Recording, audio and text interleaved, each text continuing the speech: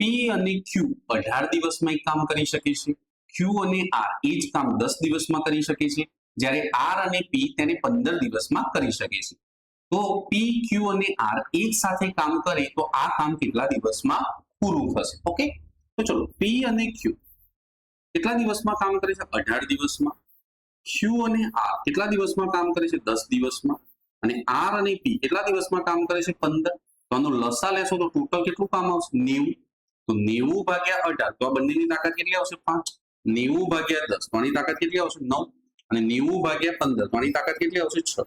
તો ત્રણેયની ભેગી તાકાત કેટલી આવશે? ભાઈ 9 ને 6 15, 15 ને 5 20. પણ અહીંયા બે વખત પી કામ કરે છે, બે વખત ક્યુ કામ કરે છે, બે વખત આ, એટલે તાકાત ડબલ આવે છે તો આપણે અડધી કરી દો. તો આ બધાની જોડી તાકાત કેટલી થશે? 10. તો 90 કામ છે એ બધા ત્રણેય ભેગા મળીને કેટલા તાકાતથી પતાવવાનું છે? 10 ની તાકાતથી. તો 10 9 90. તો માટે તમારો રાઈટ આન્સર કયો આવશે? 9 દિવસમાં કામ પૂરું થઈ જશે.